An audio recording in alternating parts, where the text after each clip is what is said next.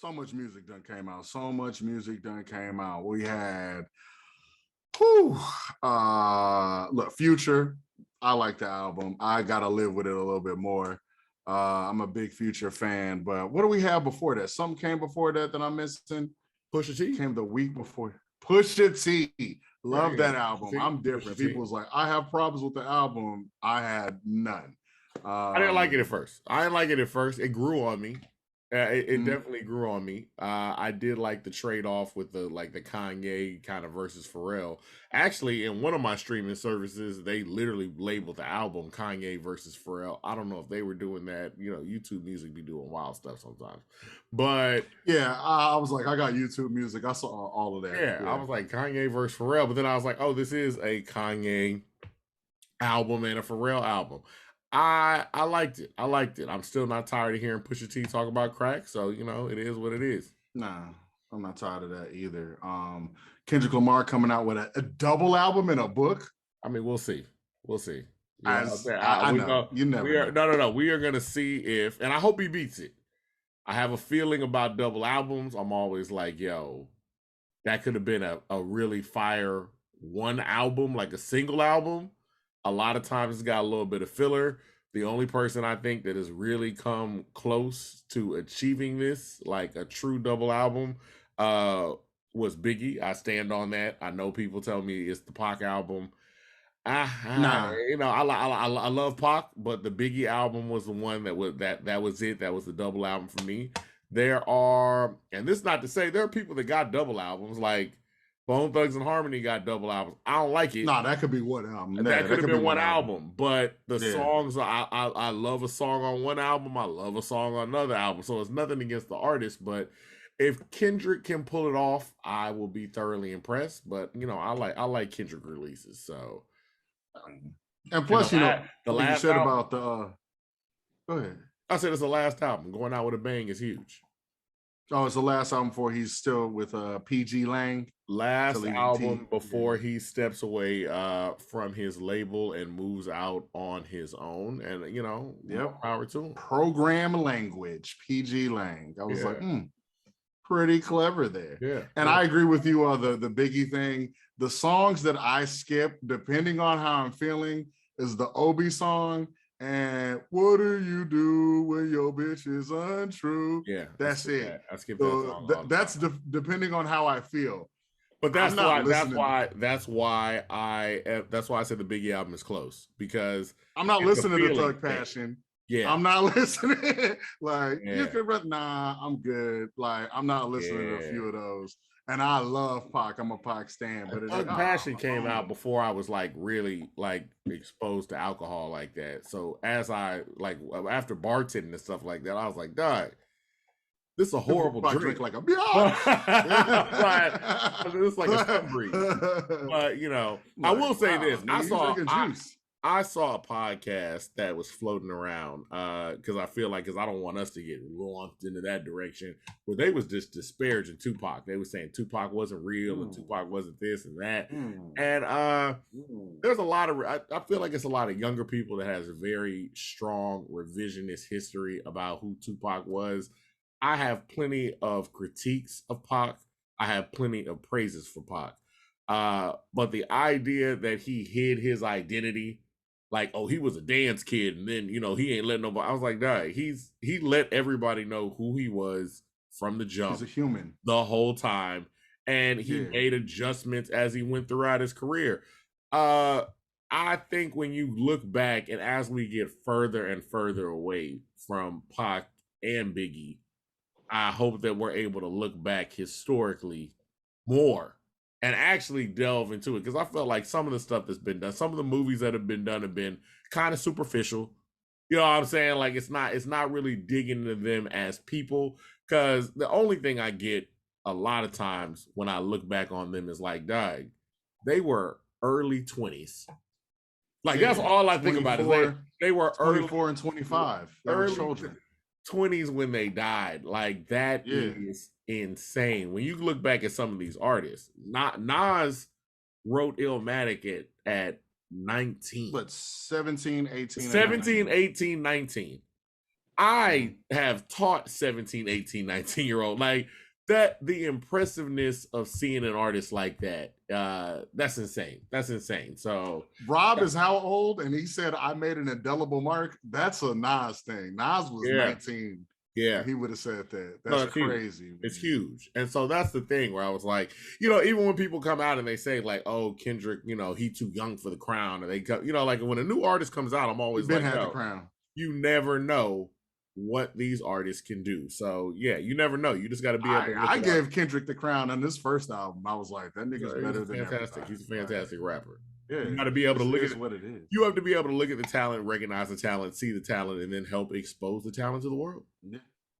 I mean, he's so good that on Control, Jay Electronica went after him. Oh yeah, not that many people. It's kind of like what's that song? I think BMF. It's kind of like BMF. How people will be like, Styles is on that song. Yeah. Like Jay Electronica, he was on that song. And Jay Electronica gave a solid verse. I saw clips of Jay Electronica has been kind of vocal on that, where I think he felt a way about getting overshadowed on there. But I said, you gave a solid verse, but still, it is what it is. But it's always good to see something that happens in our culture. What culture is that? It's the black and ugly as ever. Ever I stay Houston down to my socks. Oh no. It's them again. It's them boys from In My Humble Opinion. Thank you for tuning in to another In My Humble Opinion podcast. I am one of your co-hosts. My name is Avery, like a very nice guy. You could find me at THEE_AVERI. I'm the Avery. You can find me on all stuff, and also on Vince McBand's. I'm the guy that memes all your favorite Houston artists. It's me. It's this guy, me. My tag will be on there, Vince McBand's. That's my brother with us looking down. You're looking at your phone. Look at you. I was looking at my phone. The camera's. It's not even. You're not even directing. I'm talking. The camera's not even on me. First off, the camera wasn't on me. It was just on you. So it was. Well, whatever. You know what I'm saying? One thing about this is people didn't know I was on my phone. That's cool. Go ahead. My brother over there looking good, looking svelte. Look at my brother over there. His name is. Let me finish losing weight before you call me svelte. You call somebody svelte while they're in the transition phase, and the people that knew what you look like go, "Oh wow, he's svelte," but the people that just met you were like, "From what?" His name is Just Devon, ladies and gentlemen. Just Devon. He writes for various publications. He is one of the greatest writers that I know. One of the greatest writers of our modern time, ladies and gentlemen. You could find him. Yep, I know because I love you, brother. You could find him at Shut It Up. Nope. I didn't say anything. All right. No. Yeah. You could find him at Dr. Douglas on Instagram, and you can find him at Just Devon on what's that one called? Twitter. I love Twitter. Everything Elon Musk. I don't know. Yeah. I don't know if he owns it yet. And you can find us both at My Humble O. That's In My Humble Opinion podcast. All right, where the opinions are humbled, and the words don't get jumbled, even though they just got jumbled. I love that you're with us. I love that you're growing with us, people. And how you been doing, Devon? I've been good. Okay. It's not like I didn't know. I speak to you pretty much all the time. Pretty much. We're doing good over here. And let's just get to it. We got a guest running with it's kind of like a legend series, really. We are getting some heavy hitters. And this one in particular, Houston has a deep music culture with a wide range of genres, from Zydeco to Tejano to blues and R&B to hip hop, rock, the list goes on. All right. So now if you're hearing my voice or watching me right now, I trust that you have an interest in music and all that comes with it. Now there's music, and then there's the all that comes with it. A part of the all that comes with it is the music business. All right. Our next guest can talk about both. From starting as an artist himself to becoming a mogul in the Lone Star State to being one of the hands, it needs this respect, one of the hands that's responsible for the H-Town takeover in 2005, he has proven time and time again that he can make $1 out of 15 cents. One of the most ultimate hustlers, co-CEO of Swisher House. Humbly yours, G Dash. Thank you. Thank you for having me, guys. How's it going? I'm good. Good. How is it going? You know, and this comes at a really good time because that Bun B just had the Houston All-Star show, which had a number of artists that, of course, you've had your hands on that you've worked with. We just saw you at, but I also just saw you at the Gas Gods concert, which had a number of newer artists as well.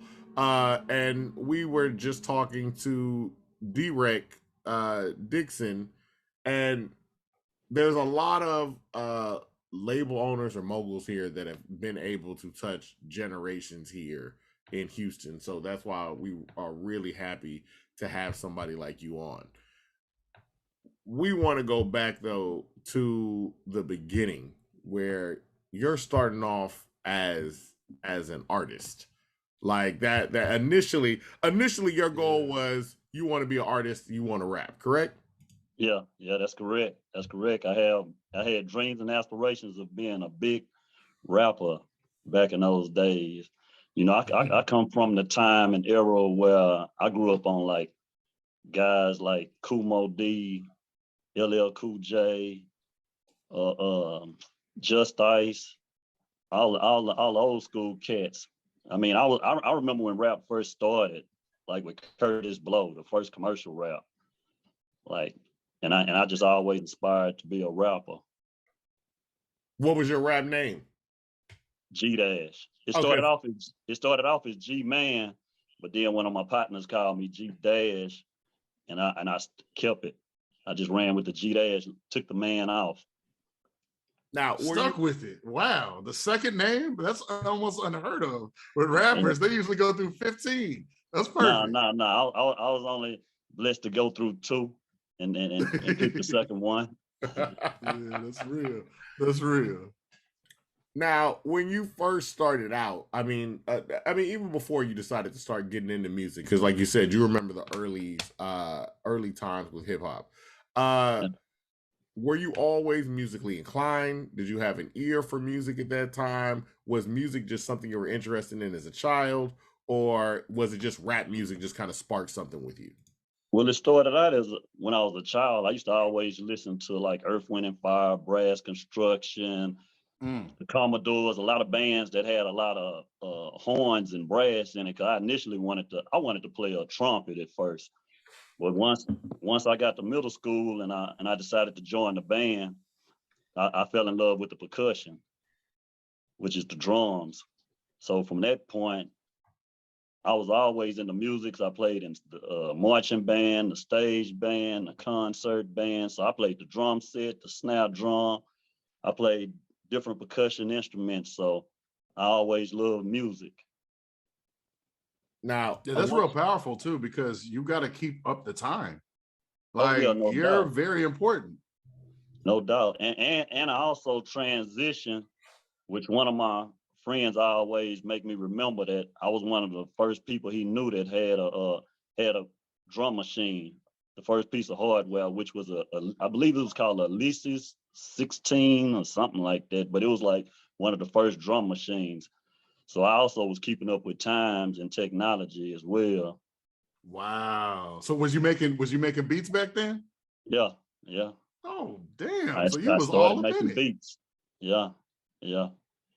But then that rapper dream only lasted for a little while because I had a daughter and you know, I'm a young man and I just had to think rapping ain't paying no bills right now. So I need to get a job. What was your first job? Or what was that job you got right then? The job I got right then, I started working for the Texas Department of Criminal Justice. Okay. Yeah. So you're working for the Texas Department of Criminal Justice, and this is one of the things I read about you. Initially, Swisher House wasn't you and Michael Watts were definitely going to just start working together. Initially, it was just he's doing mixtapes, you thinking about kind of starting a business. Like, how does that come along? I actually started a record company, and it was called High Blast Records, and I was initially working with an R&B artist. And at the time, this one Watts mixtapes had started kind of blowing up with, I mean, like Slim and Archie Lee and Lester Roy. Some of those first guys had started rapping on the mixtapes. And so once he did that, I started thinking, well, he making these guys hot on these mixtapes. I'm gonna use his mixtapes to break. Well, he's breaking the artists already on the underground level, but I'm gonna use them to recruit them and put on my label. That's what my initial thoughts were. But it blew up so quick that I just, said we might as well partner. That's where you get the Swisher Blast Entertainment, which is the label. And that's just like a combination of my label and his label at the time, which was, well, it wasn't even a label, but Swisher House.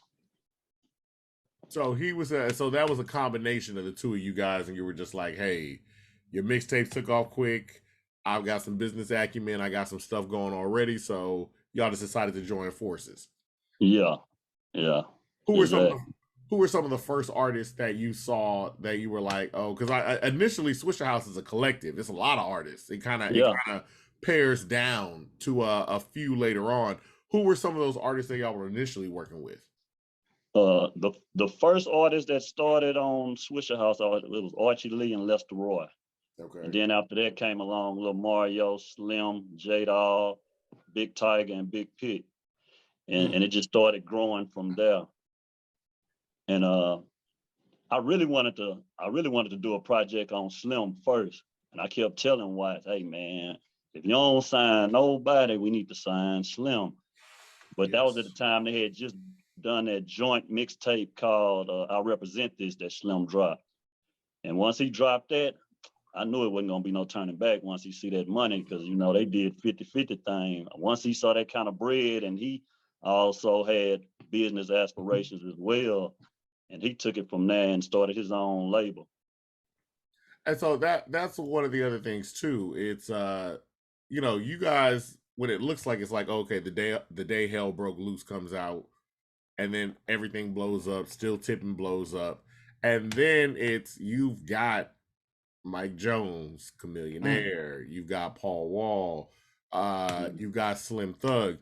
But as a record label, y'all have kind of been very much like free with the coming and going artists. Like, it's like, okay, come on, do this album. All right, y'all go do whatever y'all want. If you want to come back, I mean, Archie Lee has been kind of back with it. You've had a number of artists that have kind of gone back and forth. Why has your business been like that, especially at a time when we've seen the Diddies and we've seen other people, the Diddies, the Shugs, and all these, where it's like, oh no, you signed for forever. Like, we're gonna get these albums out. Why has it been so open with you guys? What was your thinking behind that? Well, what it was, see, Swisher House was a collective, like you said. It was like a big Wu-Tang, and none of those guys were actually signed. So after the first Day Hell Broke Loose that came out, I signed Archie Lee first, and I did a solo project on Archie Lee. Because what I was doing at that time, I started signing artists as to when I'm about to start their project. So I started out with Archie Lee, then I did Big Tiger, and then I had a Big Pick album that was on the way, and a J-Dawg album that was on the way. But then somewhere in between that, and I don't know if you guys are aware, it was a beef. It was like an internal beef with the artists, with Slim and Lil Mario and Big Pick and AD. I'm not sure if y'all familiar with that, but that's no. Absolutely, talk about it, because we do want to know those kind of inner workings. What happened with your artists? Well, I guess it was some type of animosity between them. I think Lil Mario, he dropped a diss. He dropped a CD that was dissing Slim. Yeah. And I guess Big Pick and AD was also on that CD, and they was talking down on Slim as well. And then Slim turned around and he dropped a project called The Boss, which kind of like it was already disbanding, but it just kind of really made everybody go their separate ways. And it was other things that was going on, like guys wasn't too happy, like Big Pick and AD, they wasn't too happy about, I guess, Watts in the first project Watts dropped was The Day Hell Broke Loose. I wasn't a part of that initial project. That was the one that him, Ron C, and a guy named Wendell, they put together. And they basically just had the guys sign agreements just to do the project. So it was never no paperwork, but we had issues with the distributor. So, I guess the guys felt like, the issues with the distributor, and I believe Watts not communicating with the guys properly and letting them know what's going on as far as the financial part of the distribution workings. That's what kind of caused a little conflict within the camp as well. So at that point, once that boss dropped and everybody kind of went their separate ways, we basically started over from scratch at that point. And that's where you seen us recruit Magnificent and Mike Jones. Okay. So the thing about it too Magno. That was my boy. I liked Magno.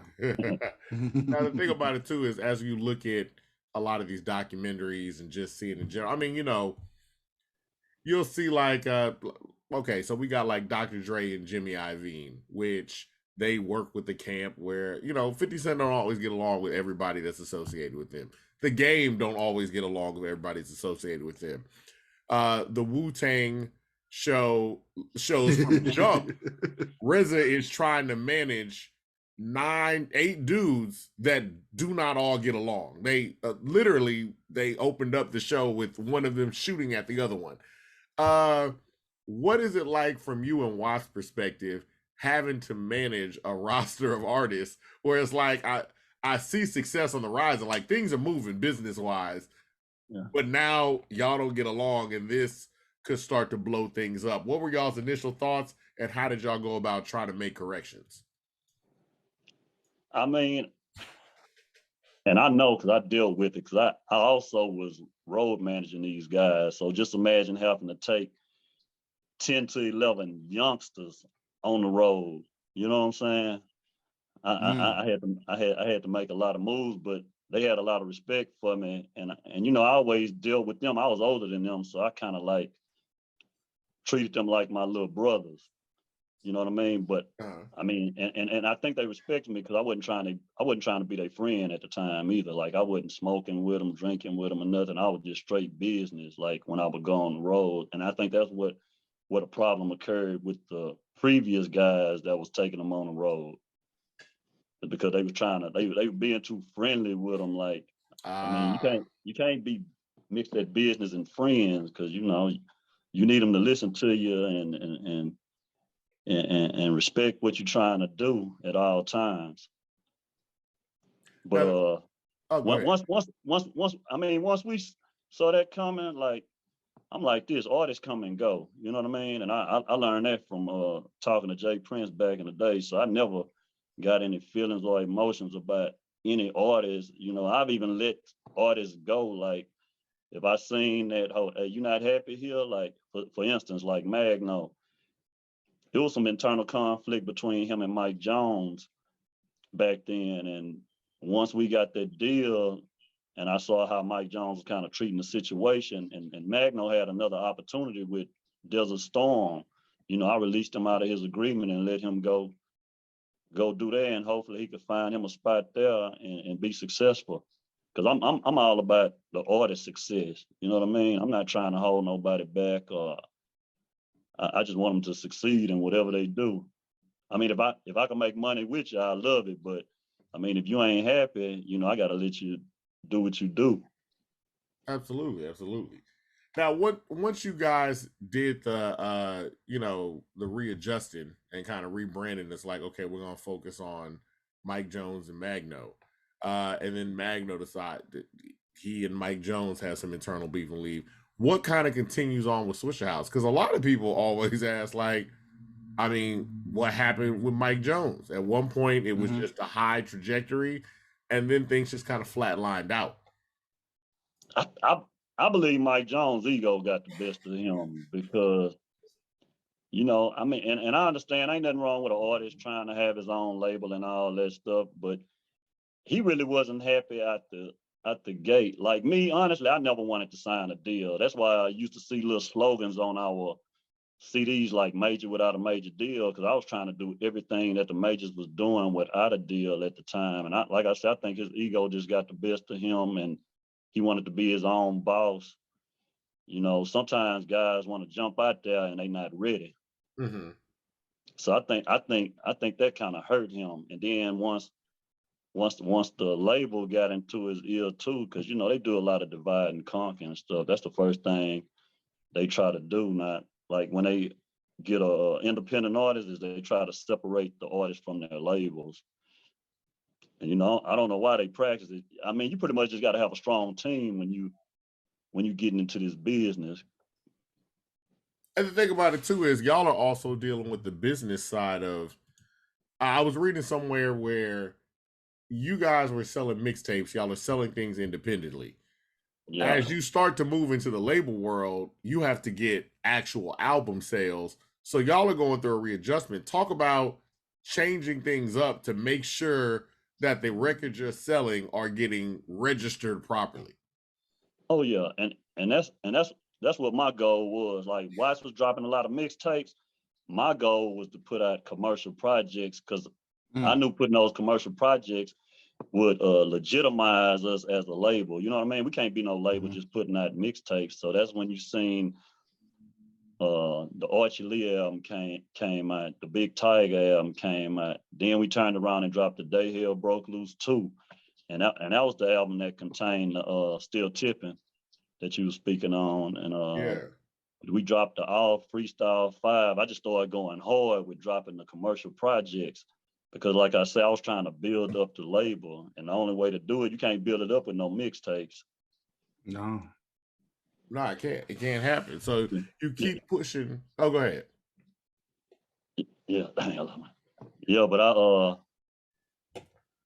I kept pushing the albums, and then it was a point in time where right before, the only reason why I signed the deal was really to lock Mike Jones into his agreement, is because he only had like 3 months left on his contract with me before he would have been a free agent. And you know, we had put too much blood, sweat, and tears in building his name up to just let him walk off and go and get a deal by himself. So that's the only reason I did a deal. And at the time, Asylum was the best offer that we had on the table, because all the other labels that I had dealt with, they only wanted to do an artist deal, and I was trying to get a label situation for the whole label.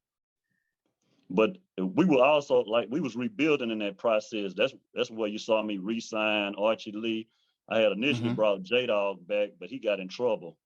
And he went and sat down for a little while. So I signed him, and then you saw Paul Wall also come back to the camp at that time after him and Chameleon now kind of went separate ways.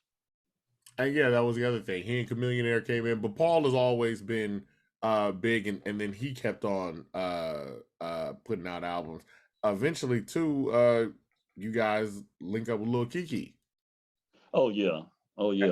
And talk about that was history in the making right there, man. Yeah, really a lot of people now look down. Even when we spoke with Lil Keke a few episodes ago, and now it's easy to look at that moment and be like, oh, okay, you know, Lil Keke signed with Swisher House. It's not a big deal.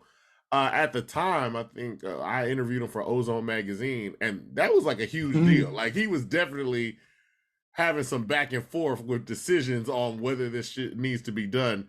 What were your thoughts at the time leading into that? I mean, actually, if you want to know the truth, man, we went to Keke's studio probably a year before he actually signed with us, trying to recruit Key. And I guess he just wasn't ready at that time. But I mean, we always kept the doors open for whenever he was ready. But man, all I was thinking about, I was thinking business. I wasn't thinking about the north side, the south side, because I don't care where you're from. I'm just all about us doing business together. And that's all it was. At the end of the day, it was a business decision for him. I mean, we like he'll tell you, he saw us capitalizing on actually a culture he kind of helped start. I mean, as far as the slang and the talk and everything. So, you know, it was only right to come come join the people that was putting it out there for the world to see and be a part of it. And I guess that's what was that feeling like too, with y'all putting it out for the world to see and catching on? I mean, like before that, in 2004, people heard of Houston. Like, let's be honest, the nation knew of us but didn't respect us. But then 05 came, y'all had, you know, of course, the day hell broke loose, and you have now everybody's paying attention to us, and it's because of you guys. What was that feeling like for you? Oh no, it was a good feeling. And you know, when it went to the world, like initially everybody thought that because they don't know the history and the culture, they thought we started screw music. So that's why you saw when that My Block series came out on MTV.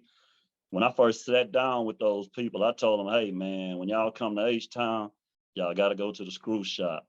You know, that's the originator of the screwed up movement, and you got to go over there. I'm the one told those guys that because they didn't know the history. I mean, they're up there in New York.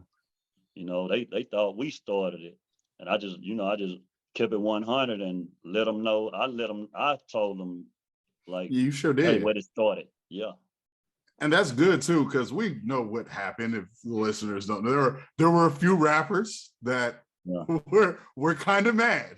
And it was like, no, you were been showing respect, a lot of respect to you know, screw and whatnot. So my hat goes off to you for that, man. Yeah, appreciate it. And I guess that's the other thing too. Like, one, why was it so important? Looking at the SUC, like you said, you went and talked to Lil Kiki a year before. Why was it so important of signing him? And I, you know, kind of alludes to y'all bigging up the SUC like the way y'all do.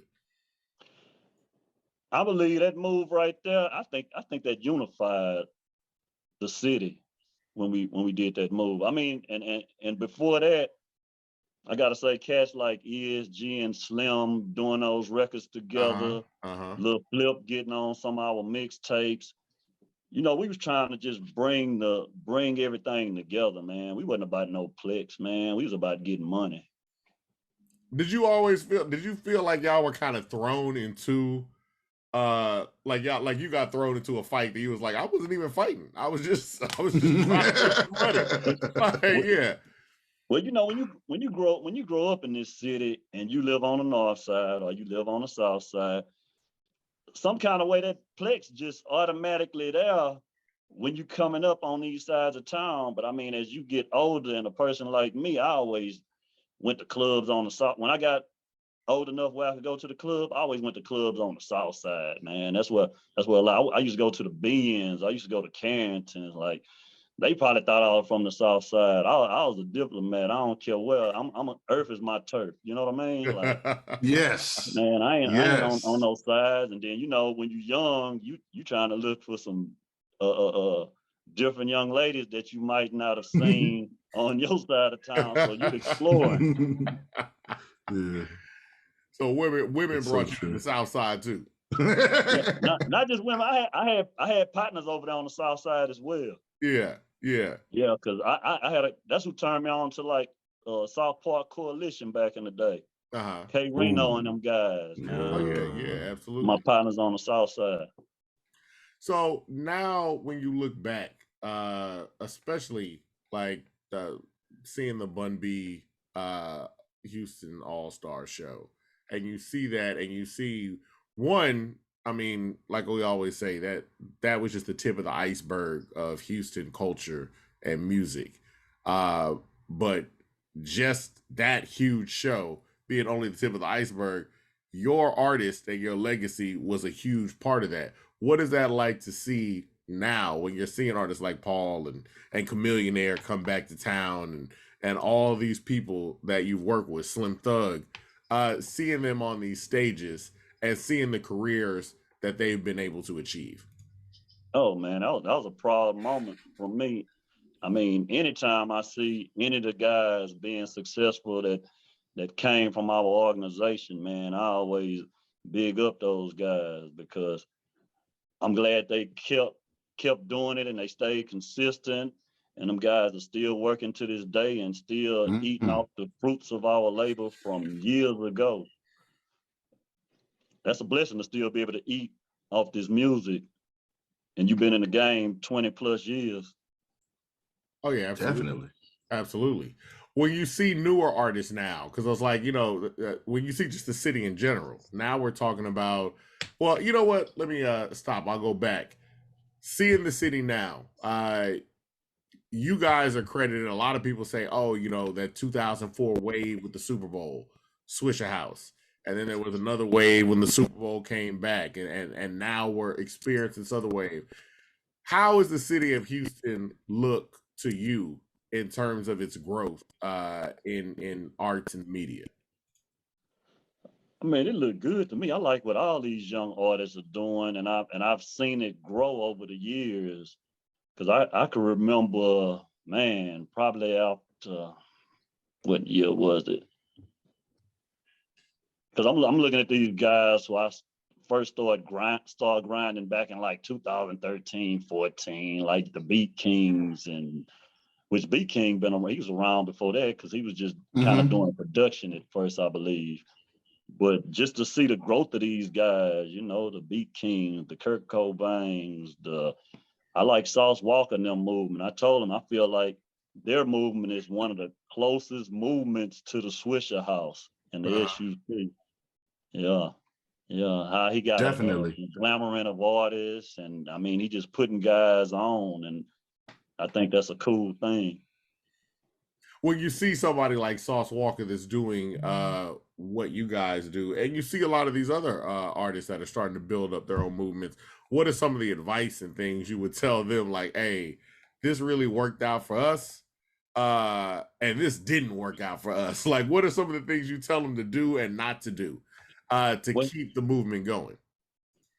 Well, the game then kind of changed because, I mean, from the outside looking in, I don't know how he's doing it business-wise as far as signing these artists, or these artists is just a collective and he's maybe have a distribution situation with them where he's eating off of them that way. So I'm not sure how he have it set up, but my thing is when you go to dealing with these labels, just make sure you have your click is tight, you know what I mean? And don't let those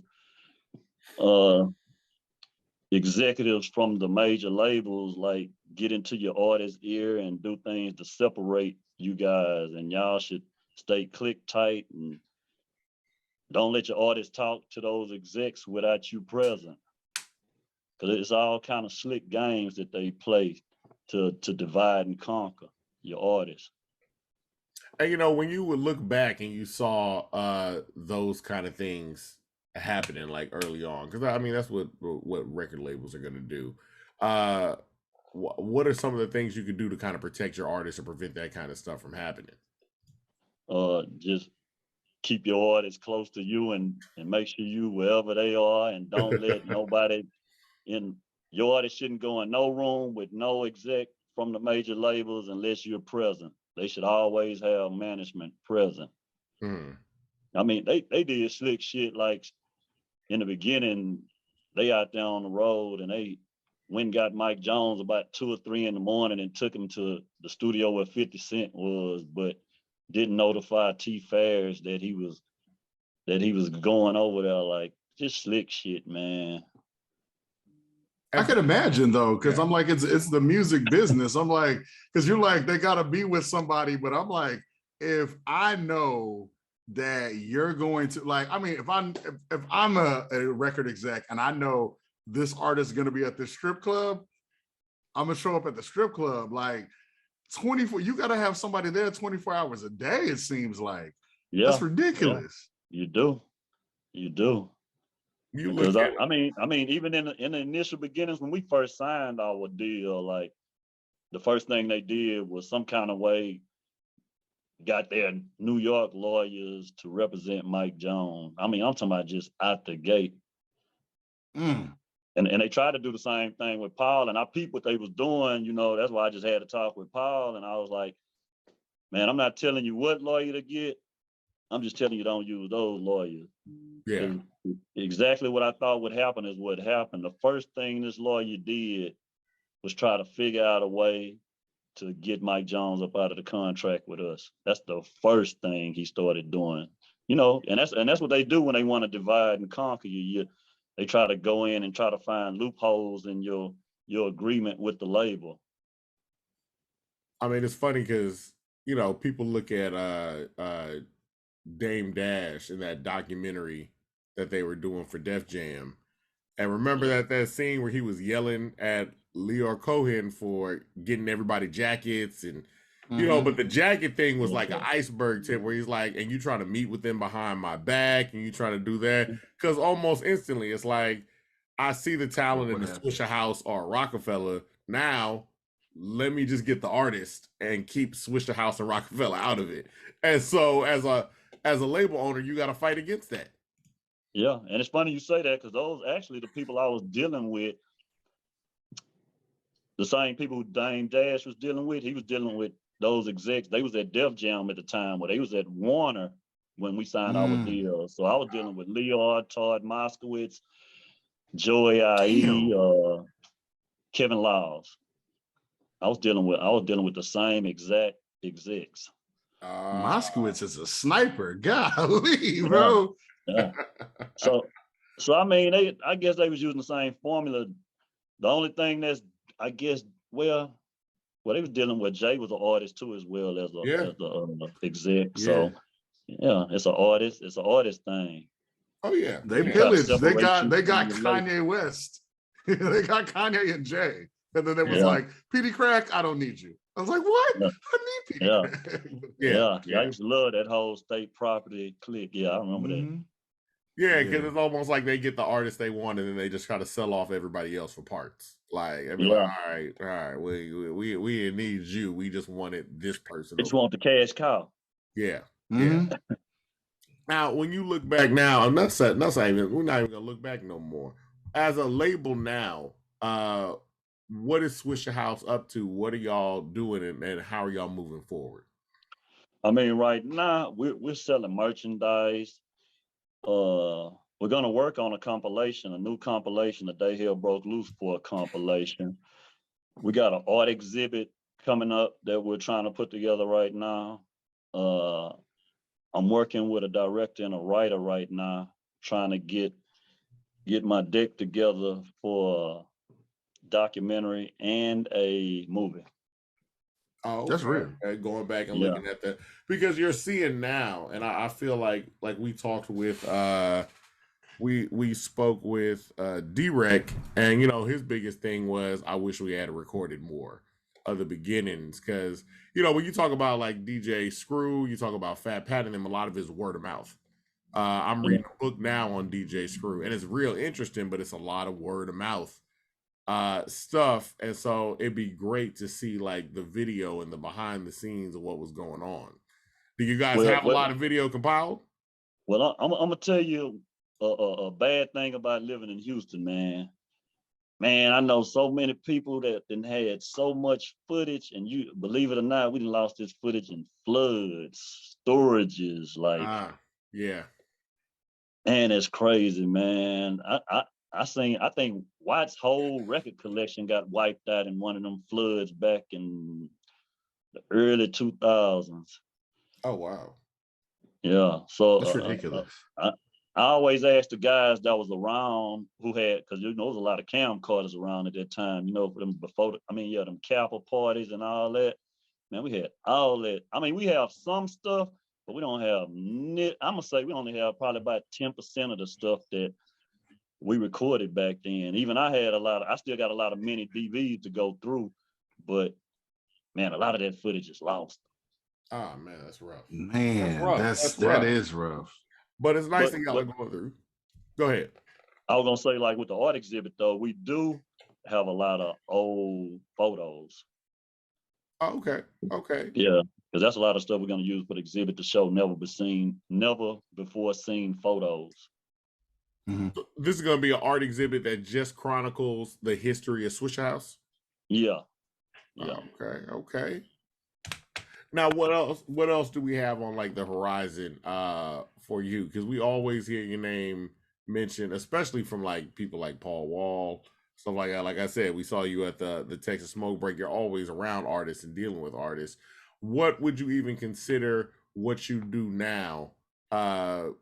What would you call it? Are you a manager? Are you a curator? connector? How would you classify yourself, and what do you see yourself doing in this stage of your career? I mean, I would say a connector and a curator for sure. But if I find somebody that, and I always tell guys, I have guys walk up to me and want me to manage them, but they don't have nothing to manage right now. You know what I mean? Like the game is different now. As an artist, you got to get out here and work, and they think they could do everything just through social media, and I still believe you got to still do it the old way how we did it too. You got to go out there and reach and touch these people. Like if you hot on social media and you look at your analytics and you see that, hey, I got a bunch of people watching me in this market, you need to make a visit to that market. Or you pushing your music and you see the analytics and your streaming is in certain places, you need to go to those places and possibly promote. You know, we used to be on the road a lot back in the day. Yeah, and I think you still got to implement that even in this digital age. Like, I mean, you got the Instagram and the Twitter and the Facebook and all that, but you need to go out and touch these people. You know, you can. Go ahead. Well, no, go ahead. I had a question, but go ahead. Yeah. No, I just feel like you're able to touch once you meet somebody in person. It's a different feel as opposed to them just watching you on social media. I mean, you create a bond now. Yeah, absolutely. That's true. That is true. But you know, like you said, you guys were on the road a lot at that time. Now, besides Houston, where else were you like, yo, we gotta go here? Like, where were you guys just busting at? Man, we was busting all across the South. The main markets was for sure Houston, Dallas, San Antonio, and a lot of small markets in between in Texas. But we was killing that Louisiana as well. I mean, we would get, as far as Louisiana in the beginning, we stopped at Baton Rouge. It seemed like we didn't go past Baton Rouge, and for some reason, you know, because New Orleans had their own sound back then. Yeah. We was on that bounce real heavy, and we would hop over there, and we go visit Mississippi, Alabama, and Florida. We wasn't hitting down there in Miami right then. I think we was like in Pensacola and Jacksonville. And we got a lot of love in Jacksonville. I couldn't believe it when we went out there, and they was actually breaking records that we wasn't even pushing, and that surprised me. Yeah, DJ Bigger Rankin, y'all familiar with him? Yeah, of course. Yeah, Bigger Rankin. We went down there and we was trying to push one song, but he played a song in a club that I guess he had been pushing, and the people were going crazy over that song, and I was like, damn. That's crazy. That's when you know it's love. That's when you know it's love. Now, since you have your hand in so many pots, managing and just being around not only just music, what can you tell me about Brian Keith? Brian Keith. Oh, the wrestler, Brian? Yeah, that's my boy right there. Yeah. That's funny though. They're like, how did you get into, like, I mean, he's currently what is it, the New Texas Pro Wrestling Champion. I actually got a chance to meet him, and that's when he started telling me, he goes, I'm sponsored by Swisher House, and we started following each other from there. But I'm like, how did that happen? Yeah, how did that happen? That happened through a mutual friend of ours named Mike Rodriguez. He plugged us up together, and I started sponsoring Brian. That's the realest thing ever, man. That's so awesome to me. And Brian, he gonna be big, man. That's he's big. I can't believe. WWE soon, yeah. I always like shoot him out or whatnot, because I'll be like, yo, this dude really like follows me, and I could just hit him up and he'll respond. So I'm like, yo, you gonna be WWE champion. Like, let's be honest about it. This dude is awesome. I always be messing with him. I say, man, you need to do a Tylenol commercial or something, man, or some kind of migraine or pain commercial, because boy, you be in there going in. You know what he doing. What was it about wrestling? What was it about wrestling that like attracted? Have you always been into wrestling, or was it just, hey, this seems like a great business opportunity? I mean, that was a great business opportunity, but back in the day, I was into wrestling when I was younger. I'm talking about when they had, the earlier days with the Junkyard Dogs and the who was that? The Graffler and Andre the Giant and Jimmy Snuka. He's laughing because that's my era. Anytime my brother loves wrestling, he loved wrestling to death. I stopped wrestling. Like I was Junkyard Dog, Jake the Snake, Andre the Giant. Those are what. So whoever was on that original cartoon with Hulk Hogan and them, that's the ones I know. Like once we get past that, I'll be like, I don't know, The Rock. I don't know. I kind of got off of it when I got older. Yeah, but in those earlier days, I was on it. Nah, I'm still on it. When we get off of here, I'm gonna watch wrestling. So, have you been to see Brian live yet? I haven't been able to see Brian live, but I'm definitely going this year. I said I'm gonna go to more shows this year as far as wrestling. So I'm going to a few like this weekend. I don't know where I'm going, but I'm going with my homeboy to a few. But I'm definitely gonna check out Brian because I'm like, there's a wrestler that I saw before that made it pretty big.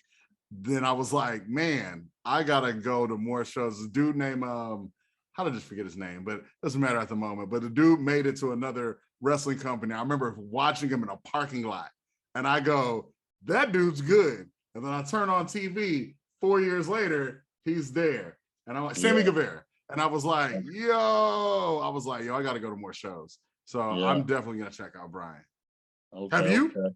Yeah, I've seen him a couple of times. Yeah. No, it's he's good. That's a good thing. So tell our audience and everything where can they find you and get in contact with you and see everything that you and Swisher House is still doing. Well, I don't have a personal Instagram, but they could go to @SwisherBlast on Instagram. They could go on. I think it's just Swisher House on Facebook. On Twitter is the Swisher House. And they could check out DJ Michael Watts. I think that's his Instagram handle, DJ Michael Watts. Okay. Yeah. Oh, that's awesome. Thank you so much. Appreciate you guys in. Yes, I mean, really, you didn't. Well, thank you for coming to the show, even though you really have to be here, but you're here because you're on the Zoom. I gotta start doing this a little more, man, because I got some big things coming, so I gotta start getting on here. Pretty soon I'm gonna have to be doing these type of interviews just to let the people know what we're doing. We also just dropped a commemorative box set of the first project we dropped, which was The Day Hell Broke Loose. I forgot to mention it. Yeah. Man, so what made you want to put that out though? What made you say, you know what, it's time for us to put out this commemorative box set? I mean, because it's 20 plus years old, and I just wanted to start putting our these box sets out, bringing back the vinyl, because it's a vinyl age again. Like I don't know if you're aware of it. These last 4 or 5 years, vinyl has been growing. So I'm even gonna start pressing up other projects we've dropped as well on vinyl. Yeah, we know about the vinyl. You should put some aside for my brother. That's the vinyl king. I got you. I'm always into vinyl. You know what I'm saying? I'm into all that. I'm really hoping y'all release some vinyls or some whole collections of OG Ron C and 5,000 watts F actions. That was my thing. That's what I knew it. I'm saying, it's a great series. It's a great series. It is. The Michael Jackson F action is the best Michael Jackson screw, hands down. That 51.5, I think it is, hands down. Like I listened to that I was listening to that a week ago. Yeah, he listens to it to this day. You didn't think the F Action 22, the R. Kelly one, that was one of the biggest ones. It was. That was one. At the time, that was the one. Look, at the time, me being a young man, all right, you let's just put it this way. You were with me in one of the best times of my life. So That's what's up. No. I'm a huge fan. So if y'all get ready to start re-releasing those, like whatever, Humpstar, because I know sometimes it's getting. I think I was talking to it was Candlestick one time, and he's like, man, it'd be difficult to release sometimes because sometimes, even though it's a help to labels and stuff, they might stop you. They might try to stop you from dropping the stuff. Well, we can't drop. We probably wouldn't drop it on vinyl, but we probably drop it on CD though, for sure. Yeah. Re-release them on CDs. Yeah. But with the way I'm doing the vinyl, I'm doing them as collectors items. Oh, I'm down. So like that Day Hell Broke Loose that we dropped, it's only 300 of those. That's it. I'm trying to do it's a resale market now. So you see a lot of things coming out and it's limited. You notice when you go to find them later, you got to pay a price for them if you want them. So I'm doing limited edition type of merch now. No, that makes sense. I get that. It's like NFTs. Yeah. That's makes coming perfect sense. That's coming I figured, man. Once again, like, hey, I want to thank you once again for just, like I said, staying in and coming out at the same time. I mean, you have been wonderful. You've been wonderful to the city. The city should thank you. And every time that you're thinking about you want to do something, you're more than welcome to come back to In My Humble Opinion podcast. So this is once again been a good In My Humble Opinion podcast. My name is Avery, like a very nice guy, also known as the Avery, Vince McMahon's, whatever you want to call me. That's my brother, Just Devon, ladies and gentlemen. And we've been here with G Dash people, Swisher House. All right. Remain humble, people. In My Humble Opinion podcast, H-Town, it's too sweet. H-Town, it's too sweet.